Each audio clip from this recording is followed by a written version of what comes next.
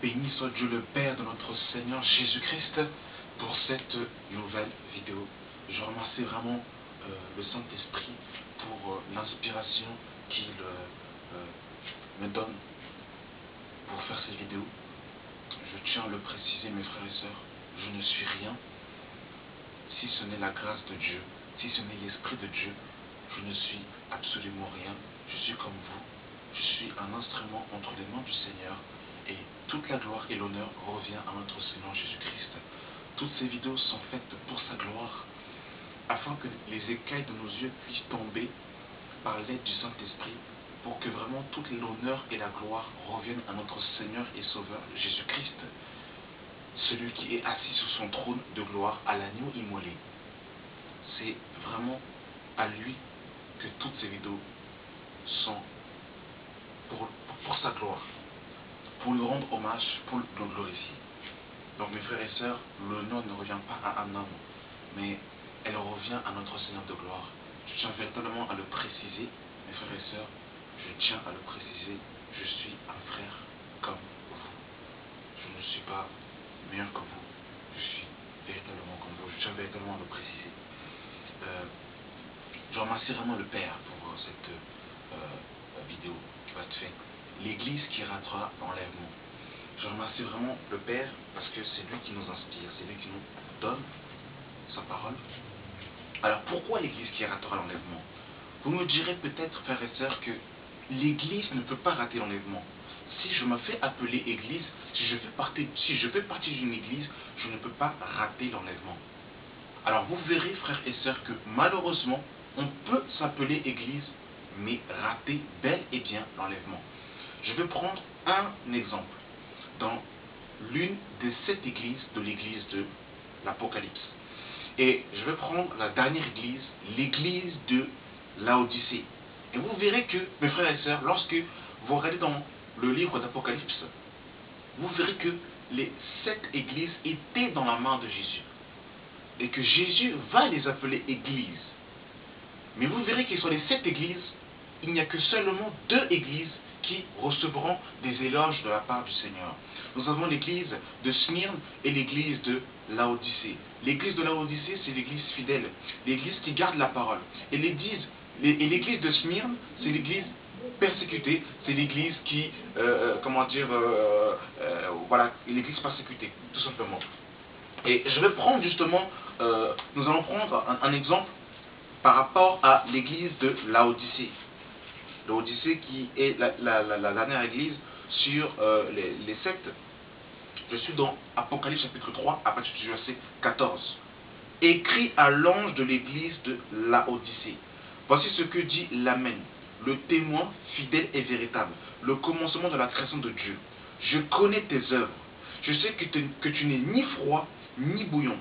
Puisque tu es froid ou bouillant, ainsi parce que tu es tiède et que tu n'es ni froid ni bouillant, je te vomirai de ma bouche.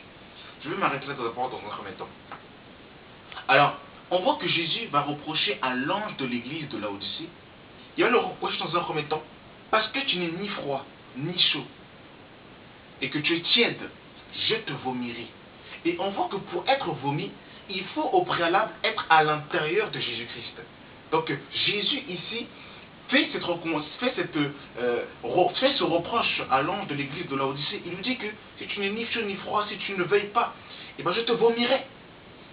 Mes frères et sœurs, je te vomirai. Voilà ce que Jésus dira à l'ange de l'église de Laodicée. Je te vomirai.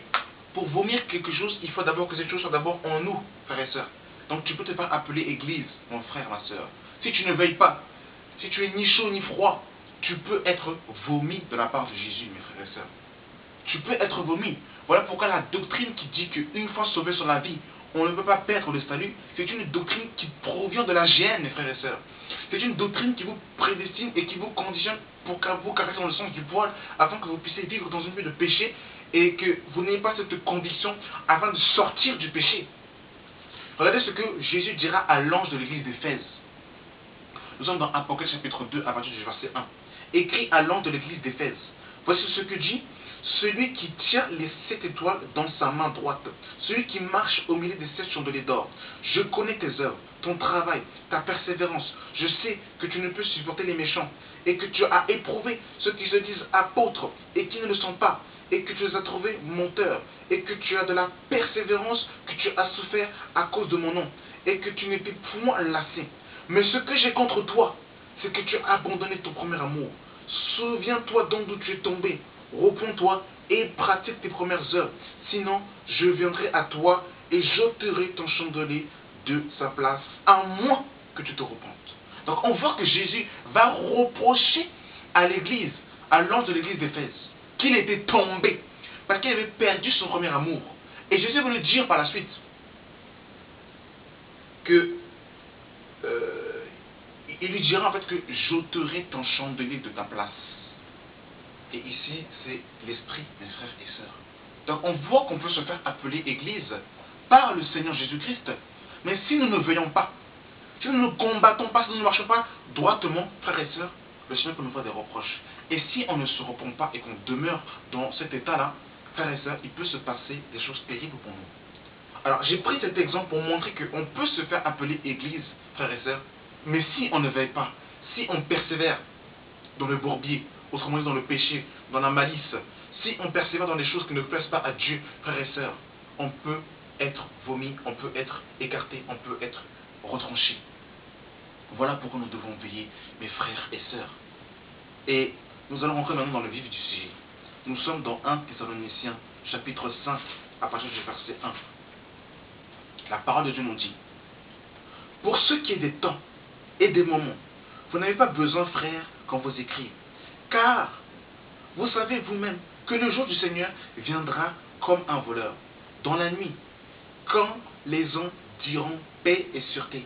Alors une ruine soudaine les surprendra, comme les douleurs de l'enfantement surprennent la femme enceinte, et ils n'y échapperont point. Mais vous, frères, vous n'êtes point dans les ténèbres, pour que ce jour vous surprenne comme un voleur. Vous êtes tous des enfants de la lumière et des enfants du jour. Nous ne sommes point de la nuit ni des ténèbres, ne dormons donc point comme les autres, mais veillons et soyons sobres. Car ceux qui dorment, dorment la nuit, et ceux qui sont ivres la nuit. Mais nous, nous sommes du jour, soyons sobres, ayant revêtu la cuirasse de la foi et de la charité, ayant pour casque l'espérance du salut. Donc on voit, frères et sœurs, ici que l'apôtre Paul interpelle les Thessaloniciens et il interpelle aussi tous les chrétiens à, mes frères et sœurs, être sobres et à veiller, à ne pas dormir. À ne pas dormir pour ne pas être surpris par le retour du Seigneur. Car le Seigneur viendra comme un voleur et qu'il faut se préparer à son retour. Le problème de beaucoup de chrétiens, mes frères et sœurs, aujourd'hui, c'est le sommeil spirituel. Beaucoup de chrétiens sont dans un sommeil spirituel. Ils ne dorment pas physiquement, mais ils sont dans un sommeil spirituel. Pourquoi le sommeil spirituel? Parce que comme Jésus tarde à revenir, beaucoup de chrétiens sont rentrés dans une distraction. Beaucoup de chrétiens ont perdu cette vision que Jésus reviendra nous chercher. Beaucoup de chrétiens ne sont plus à la hâte pour attendre et pour hâter le retour de Christ et pour se préparer à un éventuel retour du Seigneur. Beaucoup de chrétiens se sont laissés aspirer par, je dirais, l'amour du siècle présent, par la vanité de ce monde. Et beaucoup de chrétiens sont encore dans un activisme charnel et ont complètement perdu pour vision la Jérusalem céleste. Et c'est pour ça, frères et sœurs, que malheureusement, beaucoup de chrétiens rateront l'enlèvement de l'Église, mes frères et sœurs. Et regardez ce que la parole de Dieu va nous dire dans Marc. Nous sommes dans Marc chapitre 13. Marc chapitre 13. Que Dieu nous aide, mes frères et sœurs. Que Dieu nous aide. Marc chapitre 13, à partir du verset 33. Prenez garde, veillez et priez, car vous ne savez quand ce temps viendra. Il en sera comme un homme qui, partant pour un voyage, laissant sa maison, remet l'autorité à ses serviteurs, indique à chacun sa tâche et ordonne au portier de veiller. Veillez donc, car vous ne savez quand viendra le maître de la maison, ou le soir, ou au milieu de la nuit, ou au chant du coq, ou le matin, craignez qu'il vous trouve endormi à son arrivée. Ce que je vous dis, je le dis à tous, veillez. Le Seigneur nous donne à cette recommandation de veiller, car nous ne savons pas quand le maître viendra. Il nous demande de veiller. Et retenez, frères et sœurs, au verset 34. Au verset 34 de Marc 13, il en sera comme d'un homme qui partons pour un voyage. Comme un homme partant pour un voyage. Nous allons aller rapidement dans Proverbe chapitre 7. Regardez, frères. Nous allons dans Proverbe 7. Oh Seigneur, sauve-nous. Regardez, frère, un peu l'image de la femme étrangère qui ratera l'enlèvement. Nous sommes dans Proverbe chapitre 7, à partir du verset 4. Dis à la sagesse, tu es ma sœur, et appelle l'intelligente ton amie pour qu'elle te préserve de la femme étrangère, de l'étrangère qui emploie des paroles doucereuses. J'étais à la fenêtre de ma maison, et je regardais à travers mon treillis. J'aperçus parmi les stupides, je remarquai parmi les jeunes gens un garçon dépourvu de sens. Il passait dans la rue près de l'angle où se tenait l'une de ces étrangères, et il se dirigeait lentement du côté de sa demeure. C'était au crépuscule, pendant la soirée, au milieu de la nuit et de l'obscurité. Et voici, il fut abordé par une femme, ayant la mise d'une prostituée et la ruse dans son cœur. Elle était bruyante et rétive. Ses pieds ne restaient point dans sa maison. Tantôt dans la rue, tantôt sur les places, près de tous les angles, elle était aux aguets. Elle le saisit et l'embrassa, et d'un air effronté lui dit, je devais un sacrifice d'action de grâce. Aujourd'hui, j'ai accompli mes vœux. C'est pourquoi je suis sorti au-devant de toi pour te chercher, et je t'ai trouvé. J'ai orné mon lit de couverture, de tapis, de fil d'Égypte. J'ai parfumé ma couche de myrrhe, d'aloe et de cinnamon. Viens, enivrons-nous d'amour jusqu'au matin. Livrons-nous joyeusement à la volupté. Car, verset 19, regardez frères et sœurs, car mon mari n'est pas à la maison. Il est parti pour un voyage lointain. Il est parti pour un voyage lointain. Et c'est ce que le Seigneur a dit dans Marc 13, à partir du verset 13 ou 14, si je ne me trompe pas, comme nous avons lu précédemment. Il en sera comme d'un homme partant pour un voyage. Et ici, regardez ce que cette femme étrangère va dire. Cette femme étrangère dira, car mon mari n'est pas à la maison, il est parti pour un voyage lointain. Et il a pris avec lui un sac de l'argent. Il ne reviendra à la maison qu'à la nouvelle lune. Elle le séduisit à force de paroles. Elle l'entraîna par ses lèvres doucereuses et se mit tout à coup à le suivre. Et ici, frères et sœurs, cette femme est l'image de la femme, frères et sœurs, prostituée. Cette église qui a été rachetée par Jésus, cette église qui a été, frères et sœurs, sortie de Babylone. Mais malheureusement, frères et sœurs, beaucoup de chrétiens préfèrent retourner en Égypte. Beaucoup de chrétiens préfèrent l'amour du siècle présent. Beaucoup de chrétiens préfèrent les vanités. Beaucoup de chrétiens préfèrent se prostituer avec Baal et Astarté. Beaucoup de chrétiens préfèrent malheureusement le Dieu Mammon. Beaucoup de chrétiens préfèrent le monde. Beaucoup de chrétiens préfèrent le péché, mais ils ne veulent pas de l'époux véritable qui est Jésus-Christ, malheureusement, frères et sœurs. Il ne faut pas qu'il en soit ainsi. Ne sommes pas cette femme prostituée, mes frères et sœurs, je vous en prie. Je vous en prie. Nous allons repartir rapidement dans Marc 13, pour faire un parallèle. Dans Marc 13, que nous avons vu. Marc 13, à partir, c'était du verset 34, autant pour moi. Il en sera comme d'un homme qui partant pour un voyage, laissant sa maison, remettant l'autorité à ses serviteurs. Et cette femme, frère et sœur, dira dans Proverbe 7, le verset 19, car mon mari n'est pas à la maison, il est parti pour un voyage lointain. Et beaucoup de chrétiens, comme Jésus est parti, ils profitent de l'absence de Jésus pour se prostituer avec le monde, pour se prostituer avec des dieux étrangers, pour se prostituer avec des fausses doctrines, pour se paganiser et pour se vautrer dans le péché sans sans tristesse, sans remords, sans désir de vouloir vivre dans la sainteté. C'est terrible, mes frères et sœurs. Cette église ne participera pas à l'enlèvement de l'Église. Je vous dis, frère, nous sommes dans Ésaïe chapitre 4. Ô Seigneur, sauve-nous. Ésaïe chapitre 4, à partir du verset 1. Et 7 femmes saisiront en ce jour un seul homme et diront, nous mangerons notre pain et nous nous vêtirons de nos vêtements. Fais-nous seulement porter ton nom, enlève notre opprobre. Et ici, les 7 femmes est l'image de l'Église. Souvenez-vous, dans l'Église, dans Apocalypse, les 7 chandeliers étaient l'image de l'Église. Ces 7 femmes sont l'image, représentent l'Église. Et ici, et 7 femmes saisiront en ce jour un seul homme, qui représente Jésus, et diront, nous mangerons notre pain. Et nous savons que le pain est l'image de la parole. L'homme ne mangera pas seulement de pain, mais de toute parole qui sera la parole de Dieu. Il est question aussi de la parole, et le pain est question aussi de la parole. Nous mangerons notre pain, autrement dit, notre vision, notre philosophie, notre doctrine, notre manière de concevoir les choses. Et nous nous vêtirons de nos vêtements. Ils ne veulent pas de l'habit de noces. Ils ne veulent pas du fanin blanc. Ils ne veulent pas du vêtement de bonnes œuvres. Ils ne veulent pas de ce vêtement. Ils veulent se vêtir comme ils veulent, avec leurs propres œuvres à eux. Fais-nous seulement porter ton nom. Ils veulent s'appeler chrétiens. Ils veulent porter le nom de Jésus. Ils veulent être la fiancée de Jésus. Mais ils disent, enlève notre opprobre. Autrement dit, enlève notre humiliation. Enlève notre déshonneur.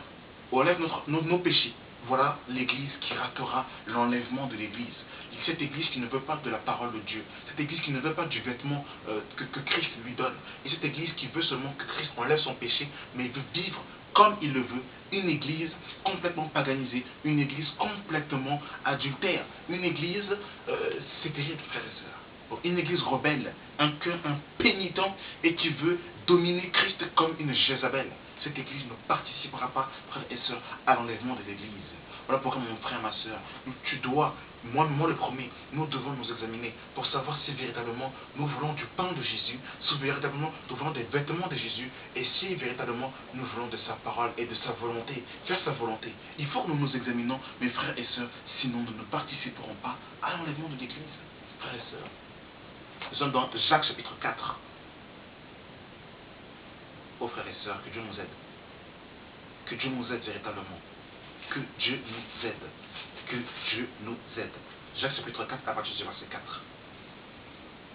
Adultères que vous êtes, ne savez-vous pas que l'amour du monde est inimitié contre Dieu? Celui donc qui veut se rendre ami du monde se rend ennemi de Dieu. Lorsque nous cherchons à l'amour du siècle présent, lorsque nous rentrons dans la compromission, frères et sœurs, nous sommes adultères à Dieu, nous nous rendons ennemis de Dieu, frères et sœurs. Et nous nous paganisons. Et voilà pourquoi ce que le Dieu maman a séduit beaucoup de chrétiens. Et beaucoup de chrétiens malheureusement servent le Dieu maman. C'est terrible, frères et sœurs. Je vais terminer par deux derniers passages. Je suis dans Matthieu chapitre 25 à partir du verset 1. Alors le royaume des cieux sera semblable à 10 vierges qui, ayant pris leur lampe, allèrent à la rencontre de l'époux. 5 d'entre elles étaient folles et 5 sages. Les folles, en prenant leur lampe, ne prirent point d'huile avec elles, mais les sages prirent avec leur lampe de l'huile dans des vases. Comme l'époux tardait, toutes s'assoupirent et s'endormirent. Au milieu de la nuit, on cria, voici l'époux, allez à sa rencontre. Alors, toutes ces vierges se réveillèrent et préparèrent leur lampe. Les folles dirent aux sages, donnez-nous votre huile, car notre lampe s'éteint. Les sages répondirent, non, il n'en aura point assez pour nous. Et pour vous, allez plutôt chez ceux qui en vendent et achetez-en vous. Pendant qu'il y allait, qui était prête d'entrer pour lui dans la salle des noces, pendant qu'elles allèrent, l'époux arriva. Celles qui étaient prêtes entrèrent avec lui dans la salle des noces et la porte fut fermée. Plus tard, les autres vierges vinrent en disant, Seigneur, Seigneur, ouvre-nous. Il leur répondit, je vous le dis en vérité, je ne vous connais pas. Veillez donc, puisque vous ne savez ni le jour ni l'heure à laquelle le Fils de l'homme viendra. Et c'est terrible, frères et sœurs, parce que ces 10 vierges étaient toutes vierges. Et la virginité est l'image de la pureté. Souvenez-vous ce que l'apôtre Paul nous dira dans 2 Corinthiens chapitre 11, à partir du verset 1, il dira, je vous ai présenté à Christ comme une vierge pure. La virginité est l'image de la pureté. Ces 10 vierges étaient vierges, c'était l'image de la pureté. Elles avaient la lampe est l'image de la parole. Selon Psaume 119, le verset 105, ta parole est une lampe à mes pieds, une lumière sur mon sentier. Et elles avaient l'huile est l'image de l'esprit. Dans l'ancienne alliance, pour consacrer un roi, à l'occurrence Salomon, quand on l'a consacré, il y avait cette image de l'huile qui était l'image de l'onction, qui était l'image de l'esprit. Mais malheureusement, frères et sœurs, les 5 vierges folles n'avaient pas de réserve d'huile. Et elles ont raté l'enlèvement. Alors mon frère, ma soeur, tu peux avoir la lampe, tu peux être vierge. Si tu ne veilles pas, si tu n'as pas de réserve d'huile, si tu éteins l'esprit, tu peux rater les noces. Alors qu'au préalable, tu étais convié à ces noces. Mes frères et sœurs, voilà pourquoi il faut veiller. Et que la fin d'une chose soit mieux que son commencement. Mes frères et sœurs, voyez-vous ici l'image du sommeil. C'est un peu le même cas, le même état avec Moïse. Quand Moïse est monté sur la montagne, les enfants d'Israël ont vu que Moïse ne descendait pas. Ils ont dit à Aaron, ce Moïse qui est monté, nous savons ce qu'il est devenu. Faisons-nous un Dieu. Et ils se levèrent pour se divertir. Et aujourd'hui, c'est ce que les chrétiens font. Ils voient que Jésus est monté et qu'il ne revient pas. Ils mettent la pression sur les Aaron modernes, sur les pasteurs modernes, pour leur fabriquer des faux dieux. Et ils s'adonnent à ces faux dieux. Ils se lèvent pour se divertir. Et c'est l'image du sommeil. En gros, l'image du sommeil, c'est l'image de ne pas attendre l'époux. C'est l'image de ne pas veiller autour du maître. Et quand on ne veille pas autour du maître, qu'est-ce qui se passe? On se divertit, on se paganise et on se soumet dans le péché, dans les bourbiers. Oh, c'est terrible. Oh, c'est terrible. C'est terrible. Nous sommes dans Romains chapitre 13, verset 11. Oh, Seigneur. Romains 13, verset 12. La nuit est avancée, le jour approche. Dépouillons-nous donc des œuvres des ténèbres et revêtons les armes de la lumière, marchant honnêtement comme en plein jour, loin des excès de l'ivrognerie, de la luxure et de l'impudicité, des querelles et des jalousies. Mais revêtez-vous du Seigneur Jésus-Christ et n'ayez point soin de la chair pour en satisfaire les convoitises. Alors mes frères et sœurs, Jésus revient. Notre époux est en train de revenir et il ne faut pas que nous soyons dans un sommeil spirituel. Il faut que nous soyons sobres et il faut que nous veillions car l'époux est en train de revenir. Ne soyons pas comme les vierges folles qui ont raté l'enlèvement parce que malheureusement elles n'ont pas veillé, elles se sont laissées divertir, elles n'ont pas pris de réserve d'huile. Frères et sœurs, ne soyons pas cette église adultère qui, parce que Jésus est parti pour un voyage, allons nous prostituer avec le monde, allons nous prostituer avec Baal et Astarté, avec le faux Jésus, avec les fausses doctrines, avec le péché, veillant et attendant au retour du Maître. Voilà. Merci d'avoir suivi cette vidéo et que le Dieu de paix vous bénisse au nom de Jésus-Christ.